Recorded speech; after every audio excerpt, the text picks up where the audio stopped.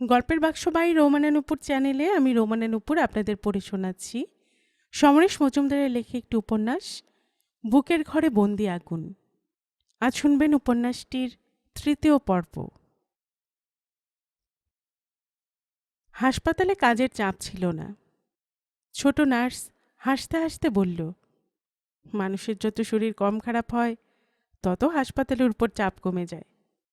যদি কোনোদিন এই হাসপাতালে একটাও পেশেন্ট না থাকে তাহলে কোম্পানি গর্বের সঙ্গে বলবে এই বাগানের মানুষের অসুখ হয় না। বলে হাসল ছোট নার্স। বড় নার্স ওপাশ দিয়ে যেতে যেতে কথাগুলো শুনতে পেয়ে বললেন, এখন হাসছো, তখন কি করবে? মানে? ছোট নার্স হকচকিয়ে গেল। এই বাগানের কোনো কর্মচারী যদি অসুখ বিসুখ না হয় তাহলে আমাদের চাকরি থাকবে কিনা ভেবে দেখেছ? বলে গেলেন বড় নার্স। শোনামাত্র জিভ কেটে সরে গেল ছোট নার্স। প্রথম মাসের মাইনে হাতে পেয়ে এ তো আর জানে না কেন চোখ উপচে জল বেরিয়ে এলো। সেটা মুছে ঘরে ফিরে মায়ের হাতে টাকাটা তুলে দিলে মা বলল, না, সবটা দিবি না, নিজের জন্য রাখ। কালই ছুটি নিয়ে পোস্ট অফিসে গিয়ে নিজের নামে খাতা খুলবি, আমি তোর সঙ্গে যাব। বাবা তাকিয়ে দেখল, কিছু বলল না। সেই রাতে চিৎকার শুনে ঘুম ভেঙে গেল মা মেয়ের। ধর্মড়িয়ে উঠে দেখল বাবা নেই। চেঁচামেচি চিৎকারটা খানিকটা দূরে হচ্ছে। ওরা দরজা খুলে বাইরে বেরিয়ে কাউকে দেখতে পেল না। যে মানুষটা একটা লাঠি নিয়ে কোনো মতে লেংচে লেংচে চলে, এত রাতে সে কোথায় গেল? যেদিক থেকে আওয়াজটা আসছিল সেদিকে বেশ অন্ধকার। তবু মা মেয়ে সেদিকে যেতেই ছোট্ট ভিড়টাকে দেখতে পেল। দূর থেকে বোঝা যাচ্ছিল লোকগুলো মাতাল। ওরা এক জায়গায় স্থির হয়ে দাঁড়াতে পারছিল না। আরও একটু এগোতে বুঝতে পারল ওই লোকগুলোর মাঝখানে মাটিতে শুয়ে আছে একজন। লোকটা যে তার বাবা বুঝতে পেরে মায়ের দিকে তাকালো সে। মা শক্ত মুখে তাকিয়ে দেখছে। এতোয়ারে নিচু গলায় বলল, আমি গিয়ে দেখছি। সে পা বাড়াতেই মা খপ করে তার হাত ধরল। না, যাবি না। অবাক হলো এতোয়ারি। ওখানে বাবা পড়ে আছে। থাক, আমাদের না জানিয়ে নিজের ইচ্ছে ও ওখানে গিয়েছে। নিশ্চয়ই খুব হারিয়ে গিলেছে। নিজেই তো গিয়েছে, ও নিজেই ফিরে আসবে। ঘরে চল। মা তার হাত ধরে টানল। অবাক হয়ে তাকালো এতোয়ারি। মাকে অনুসরণ করতে বাধ্য হল সে। ঘরে ফিরে আবার শুয়ে পড়তে গিয়েও উঠে বসল মা। তারপর জিজ্ঞাসা করল, এই, তুই তোর মাইনের টাকা কোথায় রেখেছিস? বালিশের নিচে। এতোয়ারি বলল, ওগুলো আঁচলে বেঁধে রাখ শক্ত করে। হেসে ফেলল এতোয়ারি। তোমার কি হলো? কি হলো মানে? মা বিরক্ত। এই ঘর থেকে চুরি করবে? বলে বালিশের তলে হাত ঢুকালো সে, কিন্তু হাতে কিছু ঠেকল না। চটপট বালিশ তুলে নিতে দেখতে পেল সেখানে কিছুই নেই। টাকাগুলো ভাঁজ করে রেখেছিল সে। উত্তেজিত হয়ে আশেপাশে তন্ন তন্ন করে খুঁজেও নোটগুলো চোখে পড়ল না। মা জিজ্ঞাসা করল, কি হলো? বালিশের নিচে টাকা রেখেছিলাম, এখন দেখছি নেই। বেশ উত্তেজিত গলায় বলল এতোয়ারি। সর্বনাশ, এটাও দেখতে হলো? মা কপাল চাপড়াতে লাগল। তার মানে? বুঝতে পারছিস না হতভাগী? তোর টাকায় দলবল জুটিয়ে লোকটা লেংচে লেংচে ভাটিখানা গিয়ে মৎসব করেছে। এখন এক গলা গিলে মাটিতে পড়ে আছে। ছি ছি ছি ছি ছি ছি, লোকটা মরে না কেন? মেয়ে রোজগারের টাকা চুরি করে হারিয়া খাচ্ছে দলবল জুটিয়ে। চিৎকার করে কথাগুলো বলল এতোয়ারির মা। ঠিক তখন বাইরে মাতালদের গলা শোনা গেল। এতোয়ারি দরজায় গিয়ে দেখল চারটে লোক বাবার দেহটাকে টেনে এনে কোনো মতে ঘরের সামনে রেখে দিয়ে টলতে টলতে চলে গেল। ঘরের দরজা বন্ধ করে মা বলল, শুয়ে পড়ে থাক ওখানে। গরমকালে লাইনের অনেক পুরুষ খোলা আকাশের নিচে ঘুমিয়ে থাকে। যদি লাইনের কুকুরগুলো ঘুম ভাঙানো চিৎকার করে, তাহলে উঠে বসে সতর্ক হয়ে। মাঝে মাঝে চিতাবাঘ চলে আসে জঙ্গল থেকে, বাইসন তো আছেই। কুকুরগুলোর চিৎকার শুনে বিরক্ত হয়ে অন্যদিকে চলে যায়। অতএব ঘরের বাইরে নেশায় বুঁদ হয়ে পড়ে থাকলেও বিপদের সম্ভাবনা খুব আছে তা বলা যায় না। এসব জানা সত্ত্বেও মনের মধ্যে কাঁটা ফুটছিল এতোয়ারির। নেশা যখন মানুষের সমস্ত বোধ কেড়ে নেয়, তখন তার মুখ খুব অসহায় দেখায়। বাবার মুখ সেরকম মনে হয়েছিল। ওর ইচ্ছে করছিল বাবার বেহুশ শরীরটাকে ঘরের ভেতর নিয়ে আসতে। এক পয়সা রোজগার করার মুরদ নেই, অথচ মেয়ের গোটা মাসের মাইনের টাকায় লোক জুটিয়ে হারিয়ে খেল। এই লোক মরে গেলে আমরা বেঁচে যেতাম। তারপর খেয়াল হতে পাশ ফিরে মা বলল, কিরে চুপ করে আছিস যে? অতগুলো টাকা উড়িয়ে দিল, তোর রাগ দুঃখ কিছু হচ্ছে না? শোনা মাত্র টাকাগুলো যেন চোখের সামনে দেখতে পেল এতোয়ারি। চা বাগানের কেরানি বাবু, যিনি বাক্সে টাকা ভরে নিয়ে আসেন হাসপাতালে, নাম ডেকে ডেকে সবাইকে মাইনে দেন। বলেছিলেন, প্রথম মাসের মাইনে সাবধানে রেখো, নইলে ফুরুত হয়ে যাবে। কেরানিবাবুর কথা সত্যি হয়ে গেল। হঠাৎ এতোয়ারির মনে হলো, হাড়িয়ার দাম তো বেশি নয়। যে কজন লোককে সে বাবার সঙ্গে দেখেছে, তাদের সবাই মিলে যদি খায়, তাহলেও কি অতগুলো টাকা শেষ হয়ে যাবে? ধন্দে পড়ল এতোয়ারি। কি হলো, কি ভাবছিস? তুই যদি দয়া দেখাতে চাস। না মা, আমি ভাবছি অতগুলো টাকার হাঁড়িয়া নিশ্চয় ওরা খেতে পারেনি, তাহলে বাকি টাকা গেল কোথায়? এতোয়ারির গলায় প্রশ্ন। ঠিক কথা। মা উঠে বসল। নিশ্চয় টাকাটার কোমরে আছে, চল দেখি। মায়ের সঙ্গে বাইরে বেরিয়ে এলো এতোয়ারি। চিত হয়ে শুয়ে আছে বাবা, দুটো হাত দুদিকে ছড়ানো, মুখ হাঁ করা, চোখ বন্ধ, কোনো হুঁশ নেই। উবু হয়ে পাশে বসে পড়ল মা। তারপর কোমরের কাপড় খুলে তল্লাশি করতে লাগল। শেষ পর্যন্ত মাথা নেড়ে হতাশ গলায় বলল, না, নেই, সব উড়িয়ে দিয়েছে রে। কি করে সব উড়ল? সন্দেহ যাচ্ছিল না এতোয়ারি। মা একটু ভাবল, তারপর বলল, চল তো। কোথায় যাবে? অবাক হলো এতোয়ারি। উত্তর না দিয়ে মা হনহনিয়ে হাঁটা শুরু করলে দ্রুত তাকে অনুসরণ করল সে।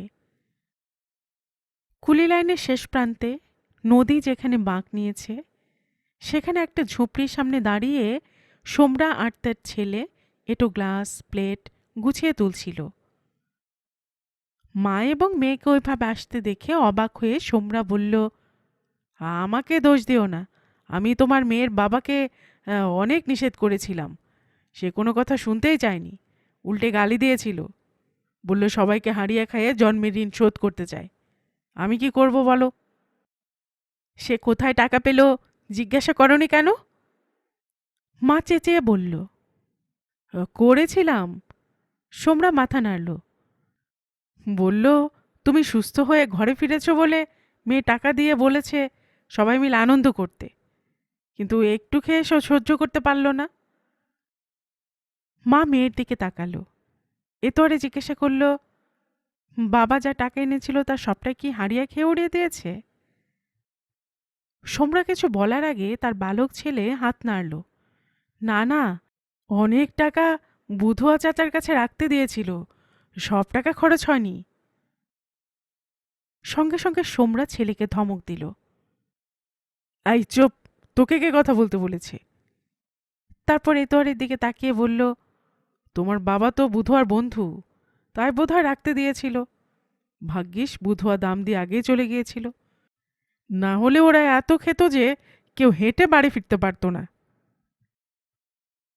মা আর দাঁড়ালো না, বলল, তাড়াতাড়ি চল। কিছুটা যেতেই ওরা বুধু আর বউকে দেখতে পেল, দ্রুত হেঁটে আসছে। এতরে মা জিজ্ঞাসা করল, এ কি এত রাতে কোথায় যাচ্ছ? সে বলল, আর কোথায়, আমি গলায় দড়ি দেব, তবে তার আগে লোকটাকে নিজের হাতে মেরে তবে মরব। ভাটিখানার পাশ দিয়ে এলে তোমরা? হ্যাঁ, ভাটিখানা বন্ধ হয়ে গিয়েছে, ওখানে কেউ নেই, মা বলল। কপালে বাঁ হাতের চড় মারল প্রৌঢ়া। উফ, কি করি, দুই মেয়ের বিয়ে হয়ে গিয়েছে, নাতি নাতনি হয়েছে, তবু লোকটা বদলালো না। নিশ্চয়ই পুষির ঘরে গিয়ে ফুর্তি করছে, আজ ওকে শেষ করবই। মা মেয়ের মুখের দিকে তাকালো। পুষিকে এই তল্লাটে সবাই চেনে, আগে ওরা লাইনেই থাকতো, কিন্তু স্বামী মারা যাওয়ার পরে পুষির স্বভাব চরিত্র বদলে যায়। প্রায় এই বাগান সেই বাগানে চলে যায়, ফিরে আসে অনেক উপহার নিয়ে। স্বামী মারা যাওয়ার পরে কিছুদিন পাতি তোলার কাজ করে ছেড়ে দেয় পুষি। এখন সে চা বাগানের লাগোয়া ফরেস্টের বস্তিতে ঘর ভাড়া করে একাই থাকে। পছন্দ মতো লোককে সে তার ঘরে ঢুকতে দেয়, সেখানে নেশা করে। যেহেতু ওই বস্তি চা বাগানের লাগোয়া হলেও কুলি লাইন থেকে বেশ খানিকটা দূরে, তাই পুষিকে নিয়ে কেউ মাথা ঘামায় না। মা বলল, মাথা ঠান্ডা রাখো, আমি তোমার স্বামীকে খুঁজছি, সে আমার মেয়ের রোজগারের টাকা নিয়ে বোধহয় ফুর্তি করতে গিয়েছে, চলো। মা হাঁটতে কেউ দাঁড়িয়ে গেল, দুটো হাত দুদিকে বাড়িয়ে কিছু ধরতে চাইল। পাতলা অন্ধকারে প্রথমে ঠাউর করতে পারেনি এতোয়ারি। যখন পারল, তখন মায়ের শরীর কাটা কলাগাছের মতো মাটিতে পড়ে যাচ্ছে। ছুটে এসে মাকে জাপটে ধরল সে, চিৎকার করে ডাকল, মা! চোখ বন্ধ করে কয়েক সেকেন্ড থাকার পর মা চোখ খুলল। ঠিক আছে। কি হয়েছে তোমার? জিজ্ঞাসা করলে এতোয়ারি। মাথাটা ঘুরে গিয়েছিল, এখন ঠিক আছে। মা জোরে শ্বাস ফেলল। চলো, ঘরে চলো, তোমাকে কোথাও যেতে হবে না। মাকে জড়িয়ে পা ফেলল এতোয়ারি। এতক্ষণ বড় বড় চোখে দেখছিল বুধু আর বউ। এতোয়ারিদের ঘরের দিকে পা বাড়াতে দেখে সে হনহন করে হাঁটতে লাগলো ফরেস্টের দিকে। মাকে কোনো রকমে ঘরে নিয়ে এলো এতোয়ারি। বাবা তখনও শুয়ে আছে, যেভাবে একটু আগে দেখে গেছে। শুধু পাড়া দুটো কুকুর এসে বসে আছে বাবার মাথার পাশে। ঘরে ঢুকে মাকে শুয়ে দিল এতোয়ারি। টাকাগুলো হাতে আসতে না আসতেই হাতছাড়া হয়ে গেল। বাবা এরকম করল কেন? পঙ্গু হয়ে যাওয়ার পর বাবা ঘরেই শুয়ে বসে থাকত, হঠাৎ পুরনো বন্ধুদের হারিয়ে খাওয়ানোর ইচ্ছে হলো কেন? উত্তরগুলো এতোয়ারি জানা নেই। দুটো কুকুরের পাশে বাবা প্রায় অচৈতন্য হয়ে শুয়ে আছে। বাবাকে তার পক্ষে একা তুলে ঘরে নিয়ে আসা সম্ভব নয়। মাকে বললে সুস্থ অবস্থাতেই তাকে সাহায্য করতে রাজি হতো না, এখন তো হবেই না। শ্বাস ফেলল এতোয়ারি। সে চোখ বন্ধ করল, কিন্তু বন্ধ চোখে ঘুম এলো না। হঠাৎ মনে হলো কেউ একজন দৌড়ে এসে তাদের ঘরের বন্ধ দরজার সামনে দাঁড়ালো। এতোয়ারি চটপট উঠে বসল, তারপর গলা তুলে জিজ্ঞাসা করল, কে? আমি। হাঁপাতে হাঁপাতে শব্দটা যেন কোনো মতে বের হলো মহিলার গলা থেকে। তাড়াতাড়ি সোজা হয়ে দাঁড়িয়ে নিভু নিভু ডিবরি হাতে নিয়ে দরজা খুলে এতরে অবাক হয়ে দেখল বুধু আর বউ উবু হয়ে বসে আছে সামনে। এতোয়ারি কাছে গিয়ে জিজ্ঞাসা করল, কি হয়েছে? কোমরে হাত দিয়ে বুধু আর বউ যা বের করে মাটিতে রাখল, সেটা যে পাকানো টাকার বান্ডিল তা আন্দাজে বুঝতে পারল এতোয়ারি। হাত না বাড়িয়ে সে জিজ্ঞাসা করল, কোথায় পেয়েছ? তখনও শ্বাস স্বাভাবিক নয়। হাত নেড়ে কিছু বলার চেষ্টা করলেও পারল না। বোঝা যাচ্ছিল তার শরীরে শক্তি নেই। এতোয়ারি জিজ্ঞাসা করল, তুমি জল খাবে? চোখ বন্ধ করে শ্বাস নিতে নিতে মাথা নেড়ে না বলল বুধু আর বউ। তারপর থেমে থেমে বলল, টাকাটা দিয়ে গেলাম। কোথায় পেলে টাকা? তোমার বর দিয়েছে? মাথা নেড়ে না বলে উঠে দাঁড়ালো বুধুয়ার বউ। তাহলে কোথায় পেলে তাকে?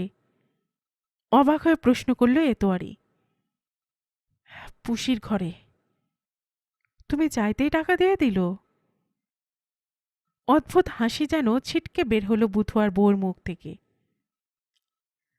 আর কোনোদিন সে কথা বলবে না। ওর শরীর থেকে প্রাণটা বের করে দিয়েছি। আচ্ছা। কথাগুলো বলে সে আবার দৌড়তে লাগলো।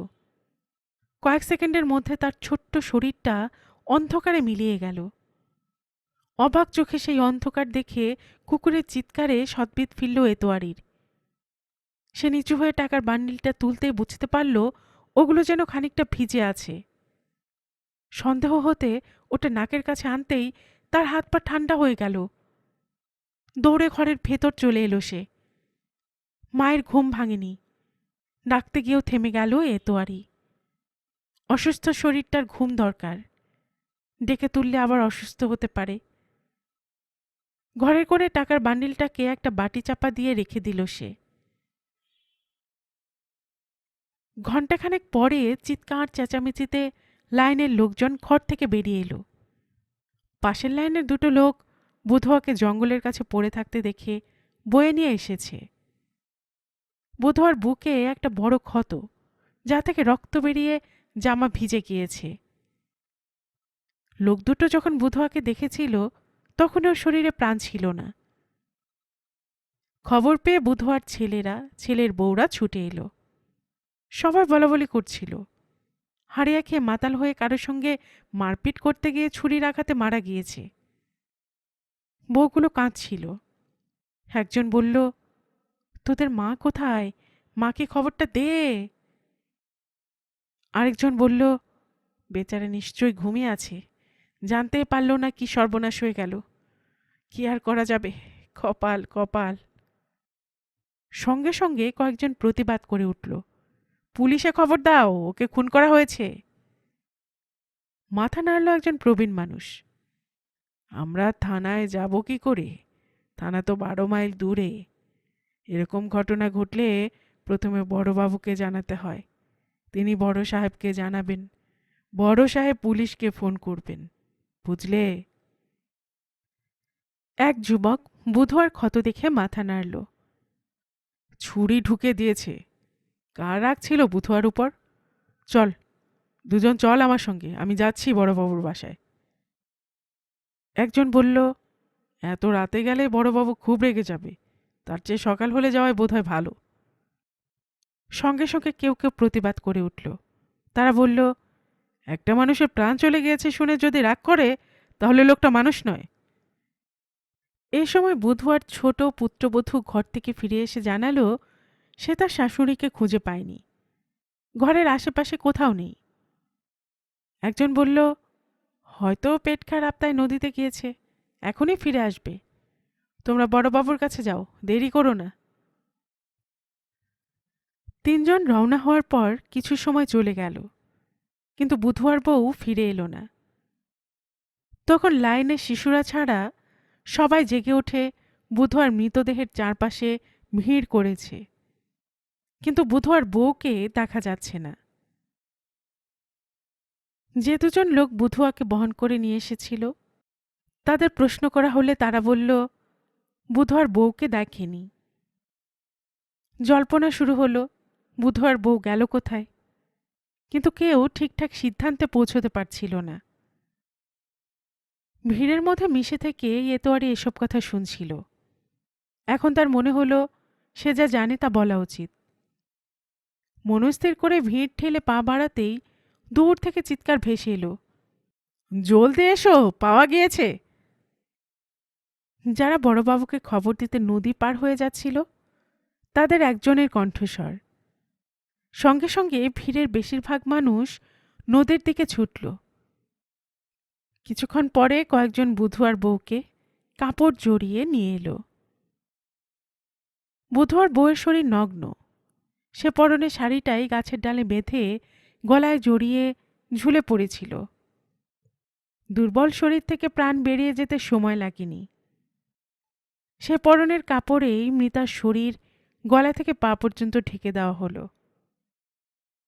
কিছুক্ষণ স্তব্ধ হয়ে থাকার পর বুধবার ছেলে বউরা গলা খুলে কাঁদতে শুরু করল। তাদের সঙ্গে গলা মেলালো কলোনির কিছু বউ। ছেলের বউরা বুধবার বউয়ের চারপাশে বসে কাঁদতে লাগল। মুখ খুলতে গিয়েও খুলতে পারল না এতোয়ারি। একটু আগে স্বামীকে খুন করে টাকা নিয়ে বউটা তাকে ফিরিয়ে দিয়েছে।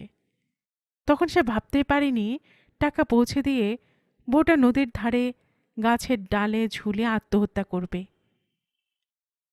এতরের মনে হলো সব কথা বলা ঠিক হবে না, বললে লোকে বিশ্বাস নাও করতে পারে। বুধুয়াকে খুন করেছে তার বউ, একথা তার মুখ থেকে শুনলে লোকে নিশ্চয়ই প্রমাণ চাইবে। তার কাছে কোনো প্রমাণ নেই, তাই বললে সমস্যায় পড়তে হবে। কি করবে তাই এতোয়ারি বুঝতে পারছিল না। অথচ মৃত্যুর আগে বুধুয়ার বউ যা যা করেছিল তার কিছুটা মা জানে, সে অনেকটা। লোকজন উত্তেজিত হয়ে কথা বলছিল, স্বামী খুন হয়েছে বলে বউ আত্মহত্যা করবে।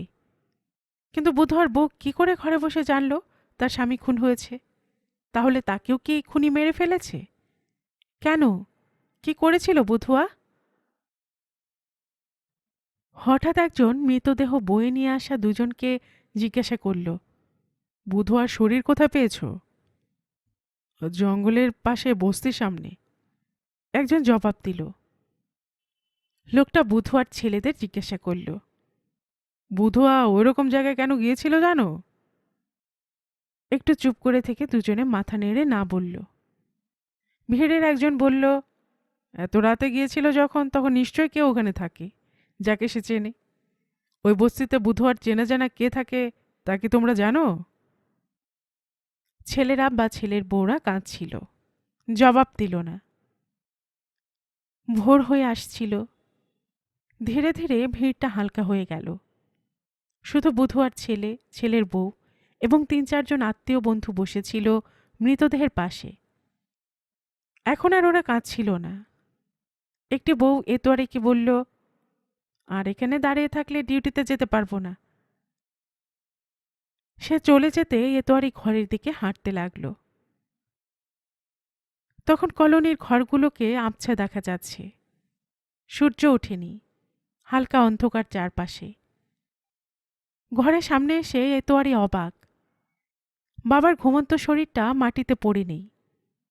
সে দরজা ঠেলে পাতলা অন্ধকারেও বুঝতে পারল ঘরের একপাশে বাবা পাশ ফিরে শুয়ে আছে, উল্টো দিকে মা ঘুমিয়ে আছে। কখন বাবার ঘুম ভাঙল, হামাগুড়ি দিয়ে ঘরে ঢুকে শুয়ে পড়ল, তা কি মা জানতে পেরেছে? নিজের জায়গায় গিয়ে বসল সে। হঠাৎ একটা ভাবনা তাকে ছোবল মারল। তার কপালে আঁপ ছিল বলে স্বামী মারধর করত, টাকা নিয়ে যেতে বলতো। সব টাকা পেয়ে গেলেও লোকটা অত্যাচার বন্ধ করত না। মায়ের সঙ্গে বাবার কোনো ব্যাপারেই মনের মিল হতে সে দেখেনি। সুস্থ থাকার সময় বাবা ঝগড়া করত, ২-৩ বার মায়ের গায়ে হাত তুলতে সে দেখেছে। লাইনের অনেক স্বামী স্ত্রীকে ঝগড়া করতে দেখে মনে হয়েছে ওরা কেন বিয়ে করে একসঙ্গে আছে। তার আজ 2টো মেয়ে, নাতি নাতনি, জামাইরা থাকা সত্ত্বেও কতখানি সম্পর্ক খারাপ হলে বুধার বউ স্বামীকে খুন করতে পারে। মাথা নাড়ল এতোয়ারি। 10 জনের মধ্যে 8-9 জন স্বামী স্ত্রীর এই এক অবস্থা। এতোয়ারি বাবার দিকে তাকালো। বাবা কি নিজেই ঘরে উঠে এসে শুয়েছে? যে অবস্থায় বাবাকে প্রায় অজ্ঞান হয়ে পড়ে থাকতে দেখে গিয়েছিল, তাতে এত তাড়াতাড়ি জ্ঞান ফিরে পেয়ে ঘরে এসে শুয়ে পড়বে, তা কল্পনা করতে অস্বস্তি হলো। তাহলে কি মা বাবাকে বাইরে থেকে ঘরে তুলে নিয়ে এসেছে? অসম্ভব। বাবাকে মা এতটাই অপছন্দ করে যে এই কষ্টটুকু করবে না। তাছাড়া হাসপাতাল থেকে ফিরে এসে আজ উত্তেজিত হওয়ার পর মায়ের শরীরে বাবাকে বয়ে ঘরে নিয়ে আসার শক্তি নেই। আলো ফুটছে। এখনই উঠে নদী থেকে ঘুরে এসে রান্না না চাপালে ঠিক সময় হাসপাতালের কাজে যাওয়া যাবে না। এতোয়ারি উঠল, মাকে ডাকতে গিয়েও ডাকল না সে। মায়ের এখন অনেকটা ঘুম দরকার। নদীতে স্নান করতে গিয়ে এতোয়ারি দেখল আজ অনেক মহিলাই এসেছে। কাল রাতের ঘটনাগুলো ঘুম কেড়ে নেওয়ায় কাজে বেরোনোর আগে স্নান করে সবাই একটু ঝরঝরে হতে চাইছে। নদীর ধারে এসে ওদের মুখে বুধুয়া আর তার বউয়ের গল্প ছাড়া আর কিছু নেই। টুনিয়া বুড়ি জলে নামেনি, পাড়ে বসে কপাল চাপড়াচ্ছিল। যারা কাছে ছিল তারা জিজ্ঞাসা করল, কি হলো, ওরকম করছো কেন? তোরা কেউ পুলিশকে বলে দিবি বুধুয়ার শরীর যেখানে পড়েছিল তার পেছনেই ওই মেয়ে মানুষটার বাড়ি। টুনিয়া বুড়ি বলল, কোন মেয়ে মানুষ? যে দুজনকে বয়ে এনেছিল তাদের মুখে শুনলাম। কথাগুলো বলেই চুপ করে চোখের পাতা উল্টালো বুড়ি। কি শুনেছ? যেখানে বুধুয়াকে পাওয়া গিয়েছিল তার পেছনে ওই হারামজাদি পুষির ঘর। নিশ্চয়ই ওর কাছে গিয়েছিল বুধুয়া। বলতে বলতে ফিক করে হেসে ফেলল বুড়ি। আর কত মাথা খাবে পুষি তাকে জানে। এতোয়ারি স্নান করে ঘরে ফিরে দেখল মা উঠে বসেছে। বোধহয় মুখ হাত পা ধুয়ে নিয়েছে।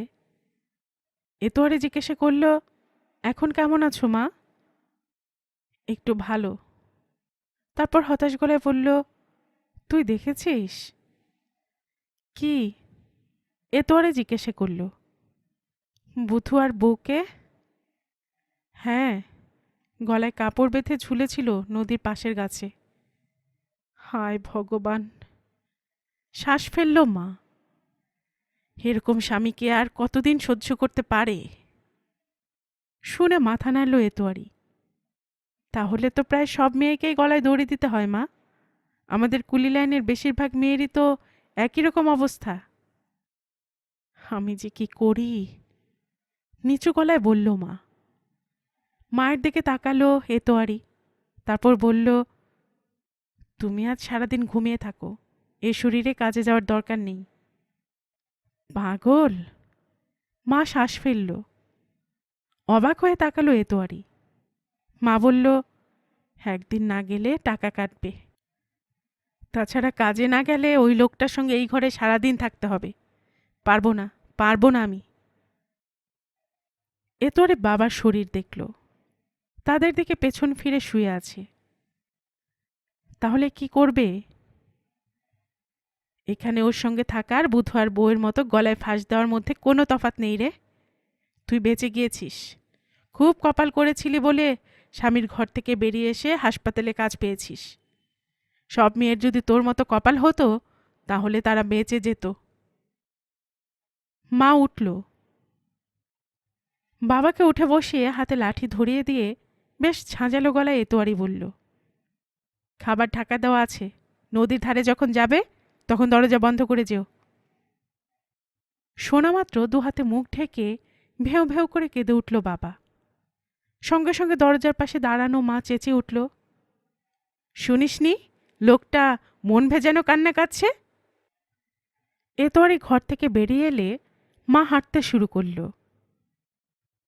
এতোয়ারি জিজ্ঞাসা করল, তুমি কোথায় যাবে? হাসপাতালে। সে কি, আবার শরীর খারাপ লাগছে?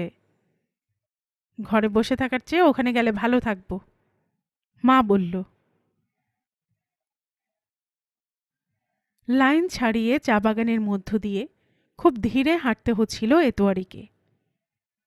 মায়ের শরীর যে পুরোপুরি সুস্থ নয় তা বুঝতে অসুবিধেও হচ্ছিল না। হাসপাতালে দরজায় ছোট নার্স দাঁড়িয়েছিল। মাকে দেখে চোখ কুঁচকে বলল, কি হলো তোমার, আবার শরীর খারাপ? একটু মাথা ঘুরছে, মা দুর্বল গলায় বলল। শরীর দুর্বল, ঘরে শুয়ে থাকলে উপকার হতো, এলে কেন? ঘরে থাকলে অপকার হতো, বিড়বিড় করল মা। কি বললে? চেঁচিয়ে জিজ্ঞাসা করল ছোট নার্স। মাথা নাড়ল মা। কিছু না, ভেতরে গিয়ে বসো, একটু পরে নাম লেখানো হবে। ছোট নার্স চলে গেল। এতোয়ারি বলল, নিজে যেতে পারবে? হ্যাঁ, এখন একটু ভালো লাগছে। আজ কাজ করতে করতে কেবলই বুধু আর বউয়ের মুখ মনে পড়ছিল। এতদিন যে বুধু আর বউ লাইনে থাকত তা কারও তেমনভাবে নজরে পড়ত না। সে বউটা ওরকম রুগ্ন শরীর নিয়েও মনের জ্বালা মেটাতে স্বামীকে খুন করে তার টাকা ফিরিয়ে দেওয়ার পর নিজেকে মেরে ফেলা ছাড়া অন্য কিছু ভাবতে পারল না। যতই স্বামীকে খুন করুক, আত্মহত্যা করা মানে তো নিজের কাছে নিজের হেরে যাওয়া। আত্মহত্যা না করলে কি হতো ওর? তাকে খুন করতে দেখেছে বলে কেউ সাক্ষী দিলে পুলিশ ধরে নিয়ে গিয়ে হয় ফাঁসি, নয় সারা জীবন জেলে ঢুকিয়ে রাখত। জেলে ঢুকিয়ে রাখলে তো সে বেঁচে থাকত, তার বদলে বোকার মতো আত্মহত্যা করে ফেলল। কি লাভ হলো? দুপুরে ডাক্তারবাবু কোয়ার্টার্সে চলে যান স্নান খাওয়া করতে। বিকেলে ফিরে আসেন হাসপাতালে। দুপুরে তেমন কাজ থাকে না। কিচেনে গিয়ে খাওয়ার প্লেট চেয়ে নিতেই এতোয়ারির মনে পড়ল মা না খেয়ে আছে। সে প্লেট হাতে মাকে খুঁজতে বাইরে এসে হতাশ হল। মা কোথাও নেই।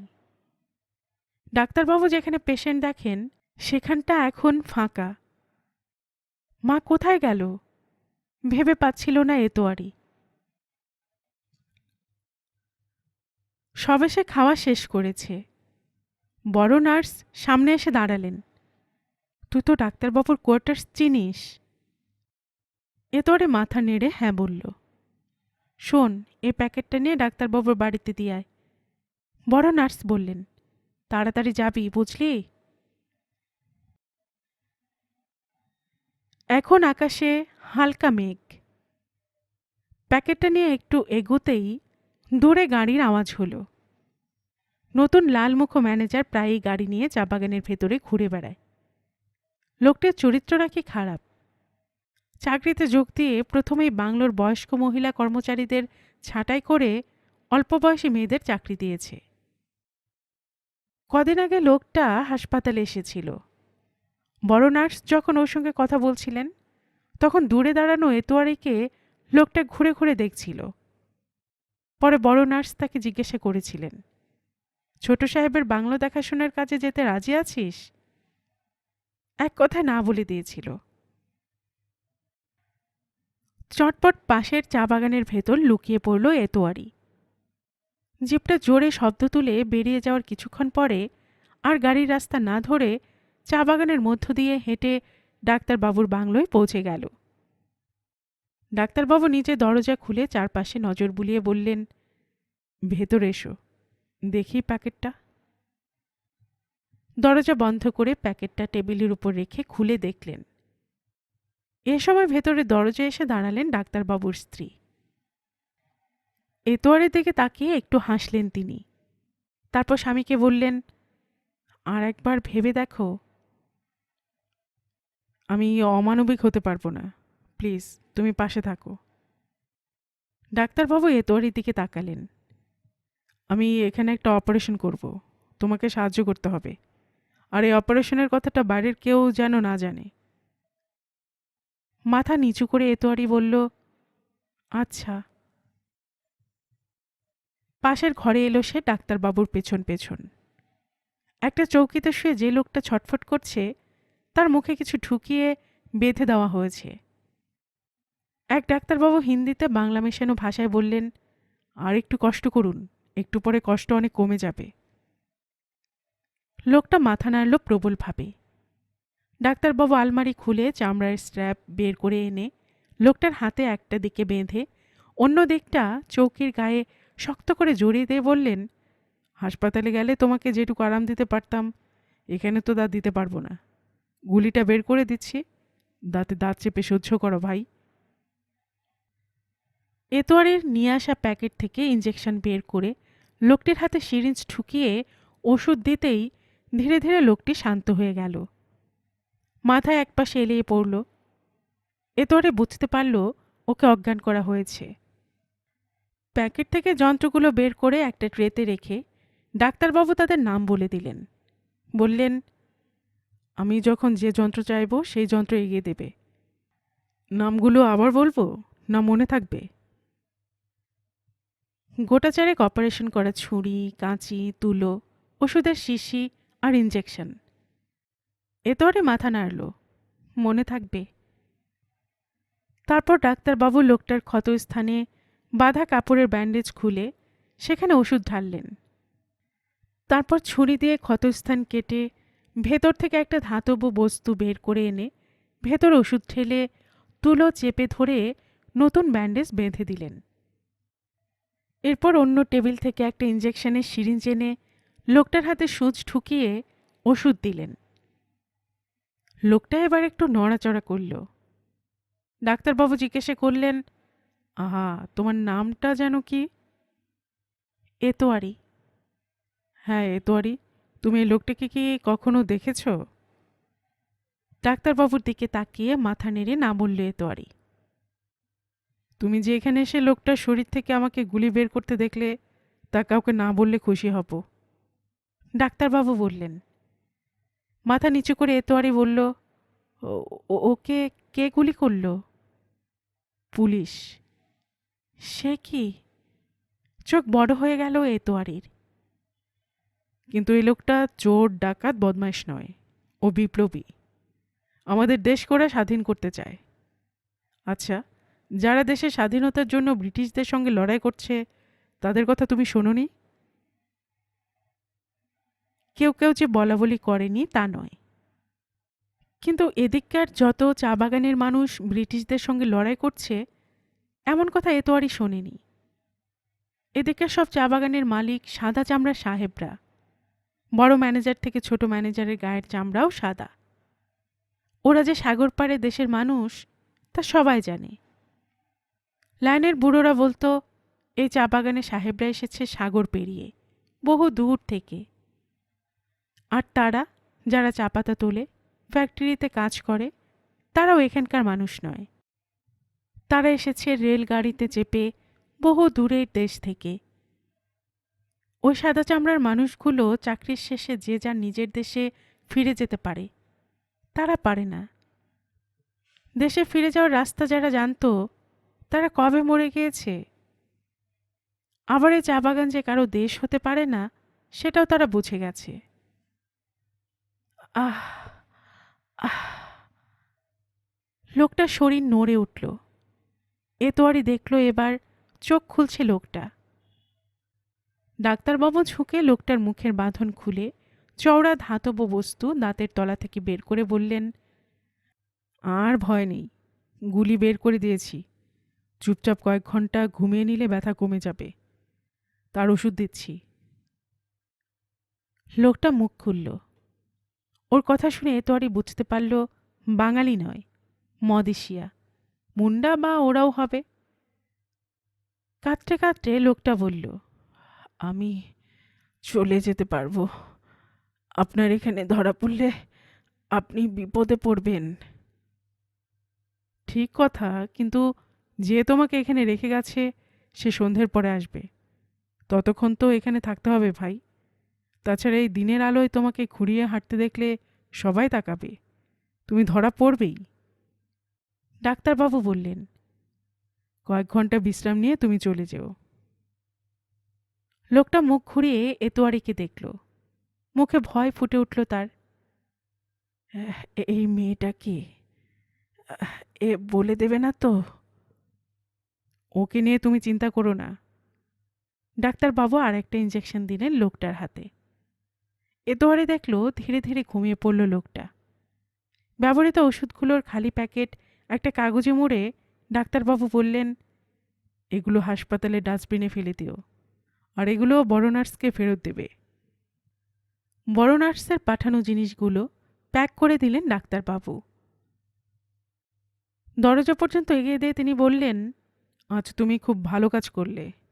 আর হ্যাঁ, বড় রাস্তা দিয়ে না গিয়ে চা বাগানের মধ্য দিয়ে হাসপাতালে যাবে। যাও। এতোয়ারি কথাগুলোর মানে বুঝতে পারছিল না। তবে কোনো মানুষের সঙ্গে দেখা হলে নানা প্রশ্ন শুনতে হবে, যার উত্তর ডাক্তারবাবু আর ওই লোকটির ক্ষতি করতে পারে, এটা বুঝতে পারল সে। চা বাগানের মধ্যে ঢুকে পড়ল এতোয়ারি। রাস্তাটি কিছুটা দূরে। কাউকে সেখানে যেতে আসতে দেখলে সে একটু নিচু হয়ে গেলেই হলো, কারো নজরে পড়বে না। হঠাৎ বেশ উত্তেজিত হলো সে। কাজটা করতে বেশ রোমাঞ্চ বোধ করছে। যদিও দূরের গাড়ি যাওয়ার রাস্তায় এখন কেউ নেই, তবু সে কোনো ঝুঁকি নিচ্ছিল না। গাড়ি না আসুক, সাইকেল চালিয়ে কেউ না কেউ তো যেতেই পারে। হঠাৎ থমকে গেল এতোয়ারি। সামনের শেডটিতে একটা বড় সাপ দোল খাচ্ছে। ওটা যেমন লম্বা তেমনই মোটা। নিচু হয়ে বসে পড়ল এতোয়ারি। দোল খেতে খেতে সাপটা প্রায় ঝাঁপিয়ে পড়ল চা গাছের উপর। সঙ্গে সঙ্গে একটা শিয়াল ছটফটিয়ে দৌড়ে পালিয়ে গেল সেখান থেকে। সাপটা ধীরে ধীরে চা বাগানের মধ্যে ঢুকে গেল। সতর্ক পায়ে জায়গাটা পেরিয়ে এলো এতোয়ারি। হাসপাতালে ফিরে এসে মাকে দেখতে পেয়ে স্বস্তি পেল। সে জিজ্ঞাসা করার আগে মাই জিজ্ঞেস করল, কোথায় গিয়েছিলি? ডাক্তারবাবুর বাড়িতে। মুখ ফসকে বেরিয়ে এলো শব্দ দুটো। ওর ঘরে তো বউ আছে, নেই? আছে, না থাকলে বা কি হতো? কিছু হলে তুই তো জানতেই পারতিস। মা আবার হাসল। এই হাসিটা একটুও ভালো লাগলো না এতোয়ারির। মা যেন এখন অন্যরকম হয়ে আছে। বড় নার্সকে প্যাকেট ফেরত দিতে প্রশ্ন হলো, কে রে?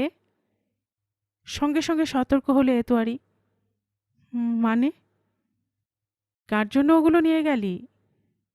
জানি না তো, ডাক্তারবাবুর বউ নিয়েছিল। ডাক্তারবাবুর বউ? খুব অবাক হলেন বড় নার্স। তারপর কিছু ভেবে আর প্রশ্ন করলেন না। গল্পের বাক্স বাই রোমানানুপুর চ্যানেলে এতক্ষণ আপনারা শুনছিলেন সমরেশ মজুমদারের লেখে একটি উপন্যাস বুকের ঘরে বন্দি আগুনের ৩য় পর্ব। আর এতক্ষণ গল্প পাঠে আমি আপনাদের সাথে ছিলাম রোমানানুপুর। আপনারা যারা গল্পের বাক্স চ্যানেলের গল্প নতুন শুনছেন, আপনাদের সুবিধার্থে একটি বিনীত অনুরোধ, যদি আপনারা আরও এমন গল্প উপন্যাস শুনতে চান তবে নিচে সাবস্ক্রাইব বাটনে একটি ক্লিক করে রাখুন ও একটি লাইক করে রাখুন। এতে এই চ্যানেলের ভিডিওগুলি খুঁজে পেতে আপনাদের সুবিধা হবে।